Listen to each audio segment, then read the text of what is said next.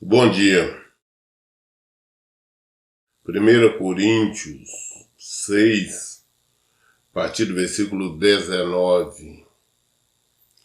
Primeira carta de Paulo aos Coríntios, capítulo 6, versículo 19. Ou ainda não entendeis que o vosso corpo é santuário do Espírito Santo, que habita em vós, o qual tendes da parte de Deus e que não pertenceis a vós mesmos? Nós deveríamos sempre meditar bastante no que Paulo está falando.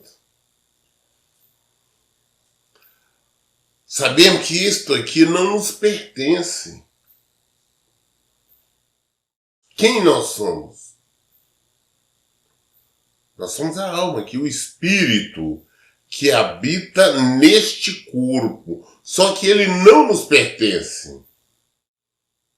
Foi criado pelo Senhor, ele pertence ao Senhor. Então, portanto, se esse corpo é do Senhor, não é nosso, nós não podemos danificá-lo. Ao contrário, nós temos que proteger. Se eu tenho algo das pessoas comigo, então a minha função é proteger. A minha função é cuidar. Eu não posso, de maneira nenhuma, me envolver com pecado, com erro, porque esse corpo não me pertence.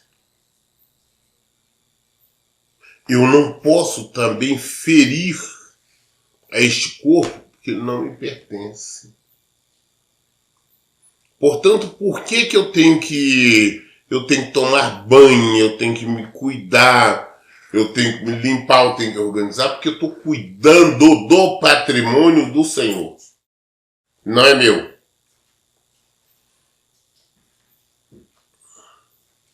Mas como nós observamos na vida normal, tem pessoas que não cuidam das suas coisas. E como poderia cuidar do que é dos outros? Assim elas não cuidam do patrimônio do Senhor, não cuida do corpo do Senhor, não cuida do santuário do Espírito Santo. Tem consequências. Tem consequências. Eu vou pagar por isso. A maneira como estou tratando o santuário do Espírito Santo. Meu corpo pertence, então eu vou cuidar. Proteger. Manter ele limpo, saudável. Cuidar sempre dele. Porque ele é santuário, casa, residência, altar, morada do Espírito Santo. Entenda isso. Antes de você fazer bobagem com seu corpo, entenda, não é seu. O Espírito Santo.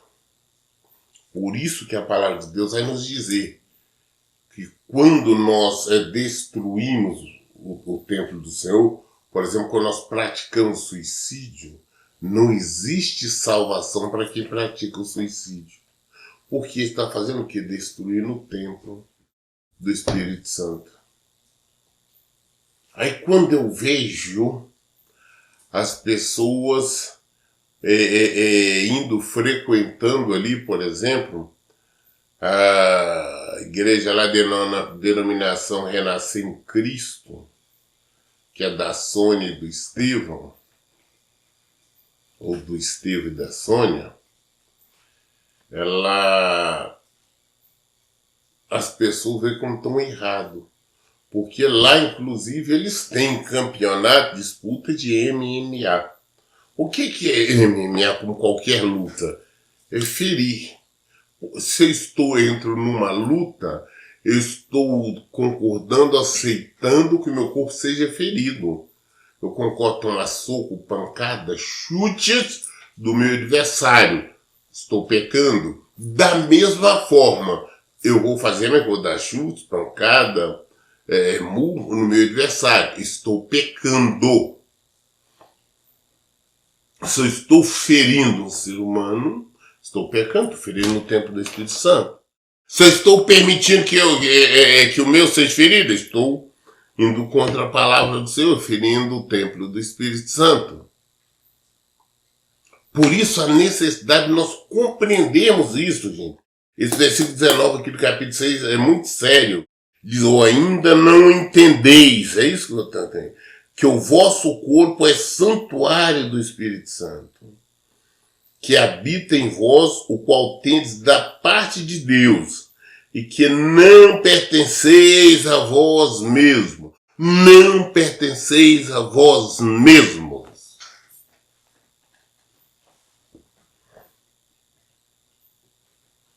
Aí pessoas ficam nervosinhos, dá soco na parede, machucando a sua mão.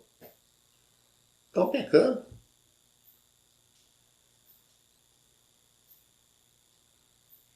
Você envolve com erro, com pecado, envolve com prostitutas, envolve com isso, aquilo, você está pecando. Pecando e feio.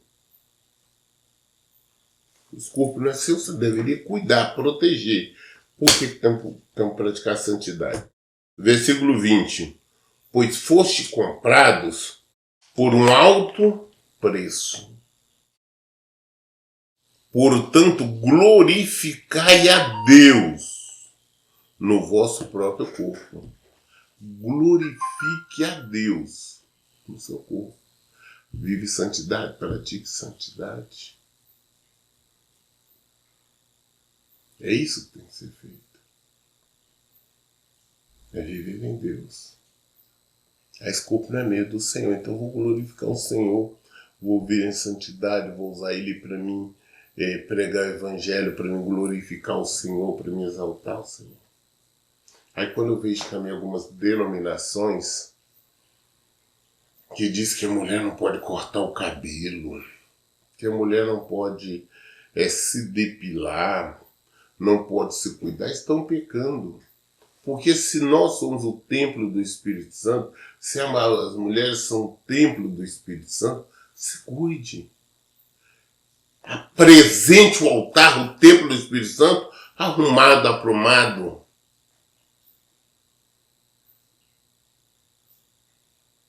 Tem o altar do Espírito Santo, coloca o enfeite, pode sim, velho. Coloca seu brinco, usa sua maquiagem, usa seu cordão. O templo do Espírito Santo vai enfeitar o templo do Espírito Santo. A morada do Espírito Santo. Arruma seu cabelo, corta, raspa, se depila. Não seja uma pessoa imunda. Faça suas unhas.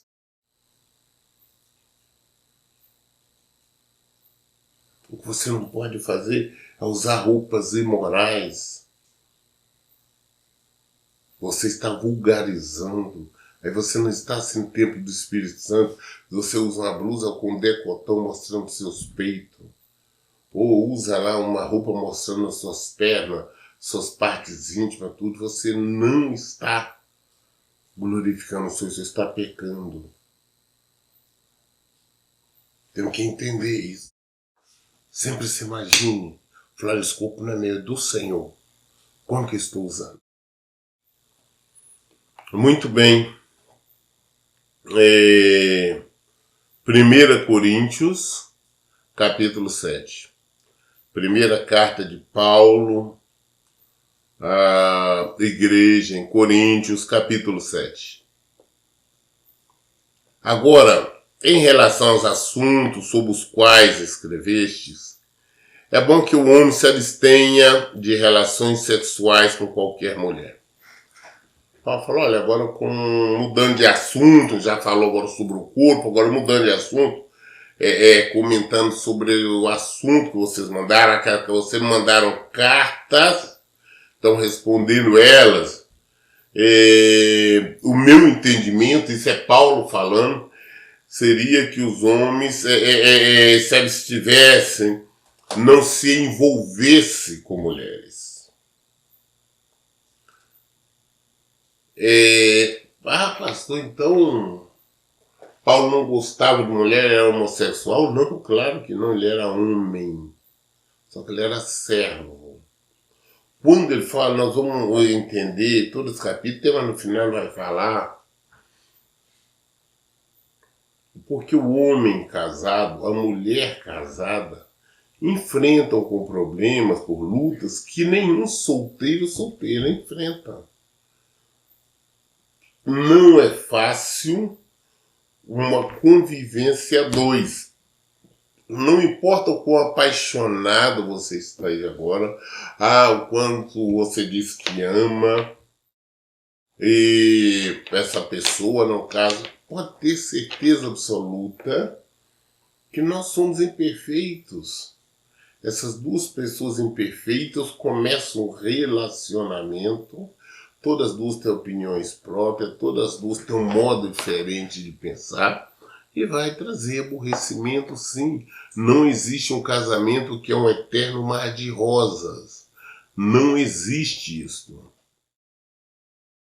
Tá? É por isso que no mundo as pessoas que não estão no Evangelho simplesmente se divorciam. Se divorciam, casam novamente, divorciam, casam novamente e por aí fora vão. Quem é casado cuida de como agradar a esposa, de como agradar o marido. Agora quem é solteiro cuida de como agradar o Senhor. Por que eu tenho tempo, eu não dedico 24 horas a agradar o Senhor, a fazer a vontade do Senhor? Por que eu tenho disponibilidade para qualquer hora do dia ou da noite estar atendendo vocês, atendendo as ovelhas do Senhor? Independente de serem mulheres, serem homens. Se eu fosse um homem casado, eu não poderia fazer isso. Se eu fosse um homem casado, eu não poderia estar nas madrugadas, de manhã ou à noite, atender telefone de ovelhas de mulheres, estar conversando com as mulheres, orando por essas mulheres, não poderia estar orientando essas mulheres. Porque seria uma fonte de confusão. Pastor, não tinha que com a mulher das ministérios, mas nós sabemos que não funciona assim. Então, eu posso porque eu sou solteiro. Então, Paulo fala, olha, em relação aos assuntos sobre os quais escreveste, é bom que o homem se abstenha de relações sexuais com qualquer mulher. Mas você não tenha relações sexuais com nenhuma mulher. Porém, versículo 2, por causa da imoralidade, cada um tem a sua esposa e cada mulher o seu marido.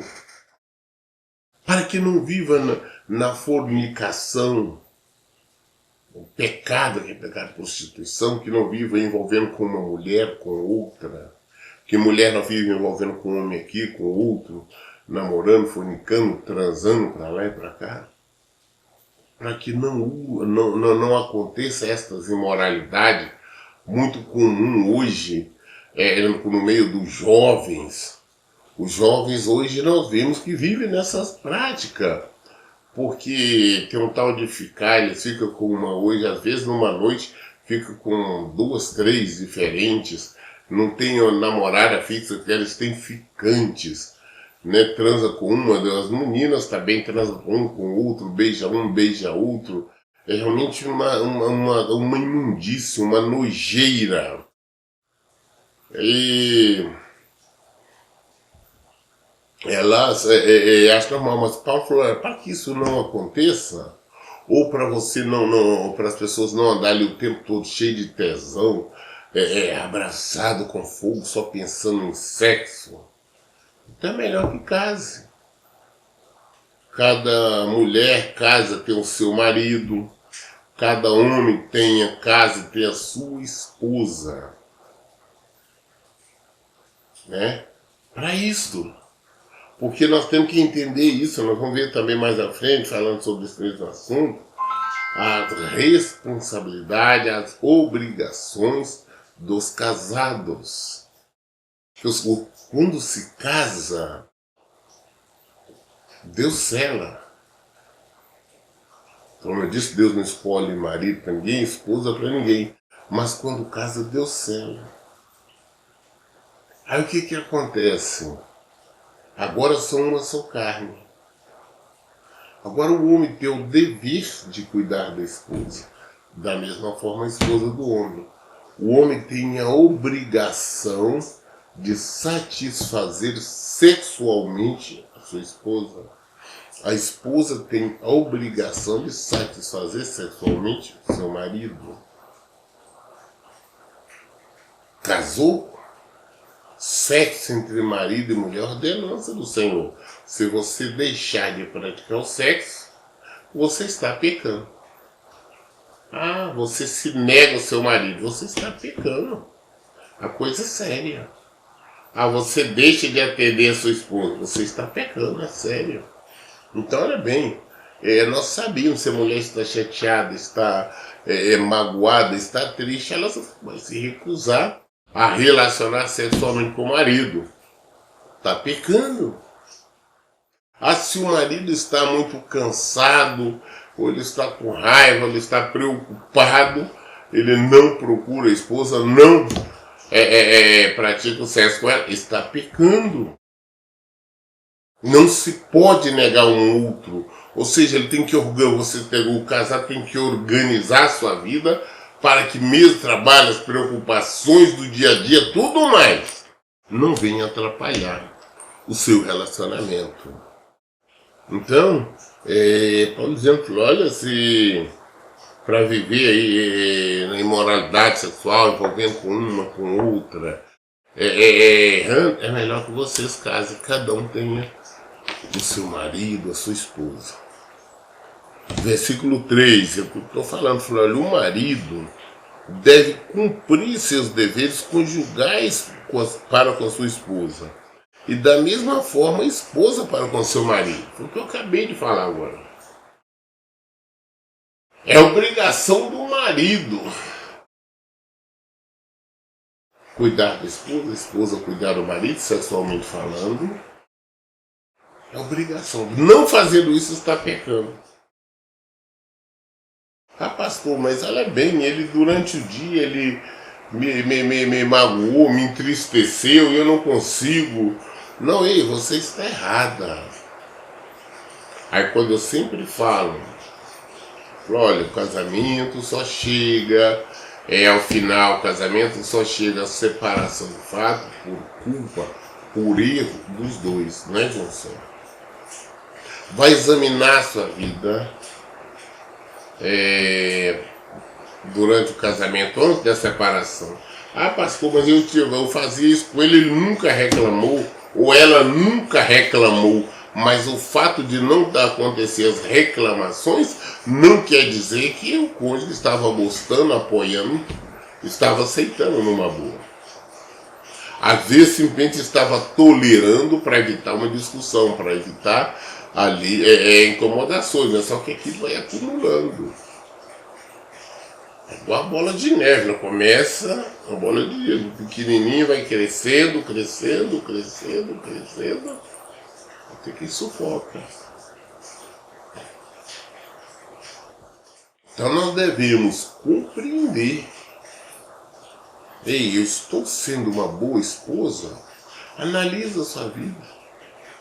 Eu estou sendo um bom marido? Eu estou sendo um marido correto, de acordo com a vontade do Senhor? Eu estou sendo um marido de acordo com o que a Bíblia diz que tem que ser? Eu estou sendo esta mulher sábia, como a Bíblia diz que tem que ser? Ah, pastor, mas eu não quero, mas presta atenção, querido. Nós lemos agora no final do capítulo 6, agora de Coríntios, que o nosso corpo pertence ao seu templo, é morada do Espírito Santo.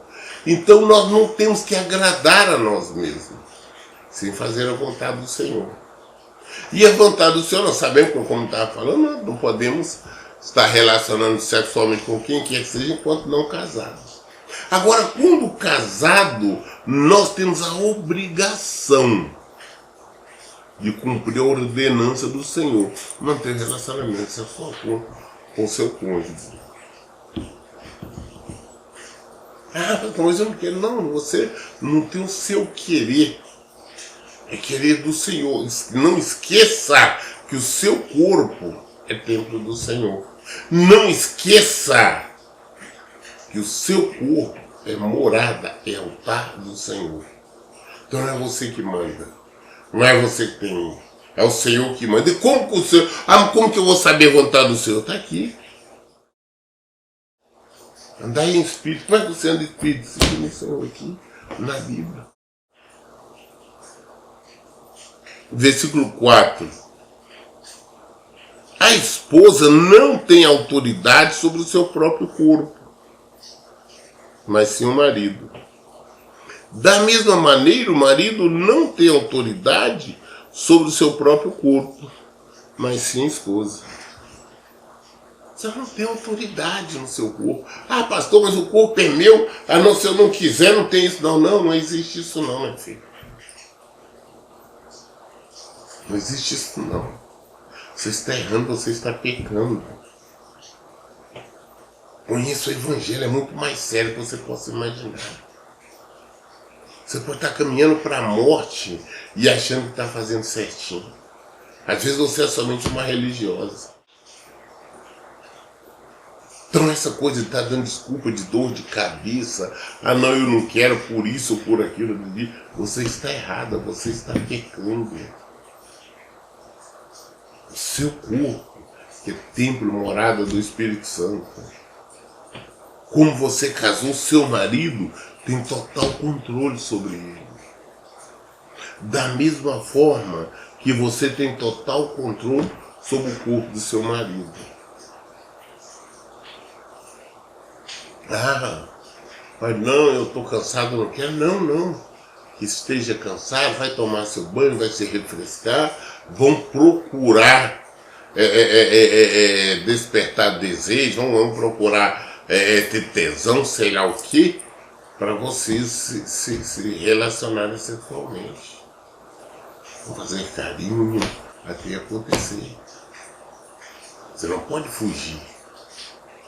Pastor, mas como é, pastor? Eu não consigo. Eu estou sem tesão, eu não consigo nada. Não interessa. Se você está tendo problema, procura um médico. Vai tomar medicamento, faça como de você. É sua obrigação cuidar da sua esposa. Senão você está pecando, você está errando. Também as mulheres, ah não, meu marido quer fazer isto, quer fazer aquilo. Eu não concordo, não aceito, não é assim. Ei, o seu corpo pertence ao seu marido. O corpo do seu marido pertence a você. Ah, mas isso é imoral. O que é imoral, meu filho? O que é imoral? Se você e seu marido são uma só carne. Ah, pastor, mas é errado. Ah, não, essa tampa da caneta que ela foi feita para estar na ponta da caneta aqui. Ela não pode ficar aqui? Ela pode.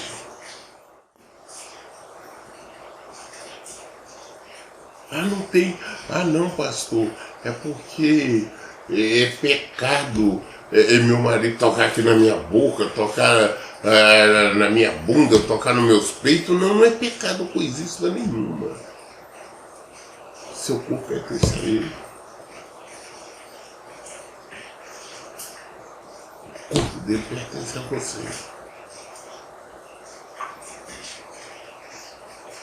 Procure, o casal tem que procurar da melhor maneira possível se entender na cama ali entre quatro paredes.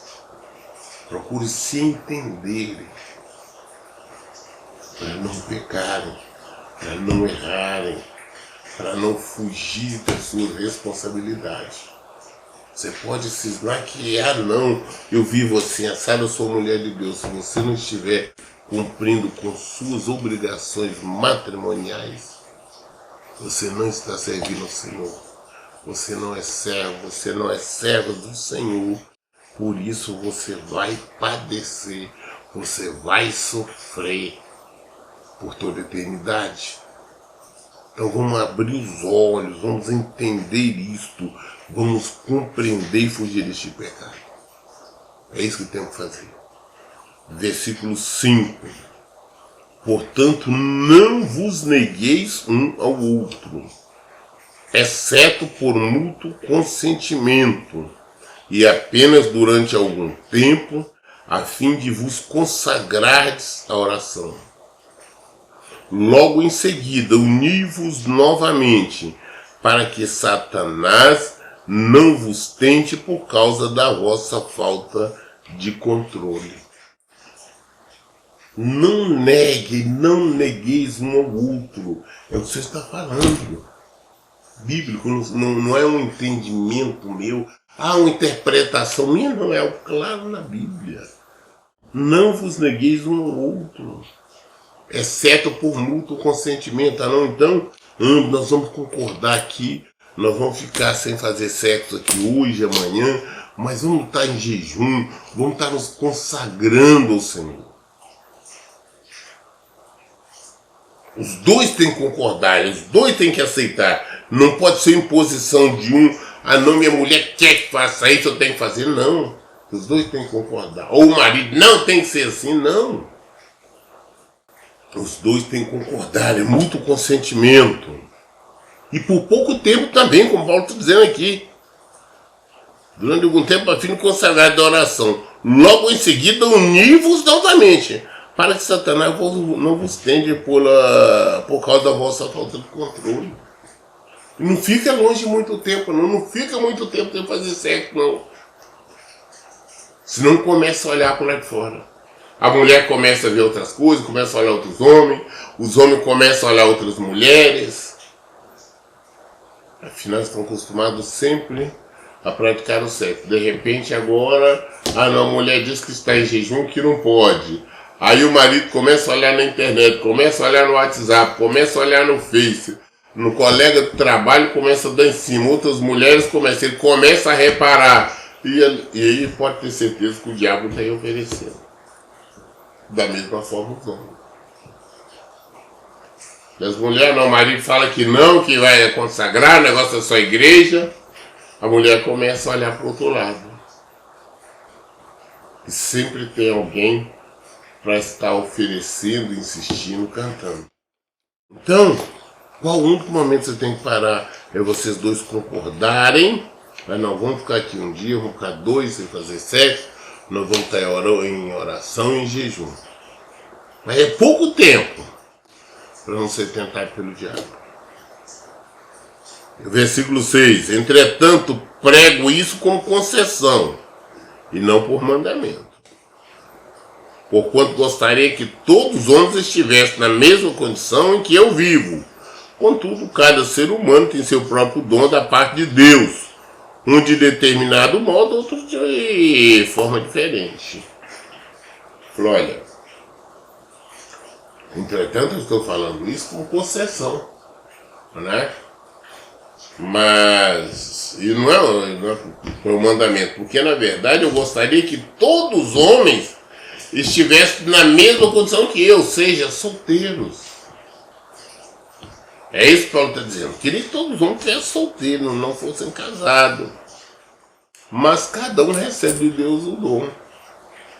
A parte de Deus. Um determinado de uma maneira, outro de outra. Por exemplo, o dom de casar. Deus não me deu, eu não tenho esse dom. Eu não recebi. Eu não me casei, não penso em casar jamais. Sem falta de casamento, ao contrário. Enquanto outros homens que nós conhecemos, eles não conseguem viver sem o casamento, sem esposa. Tem mulheres que não conseguem ficar só, tem que estar casada. E homem também.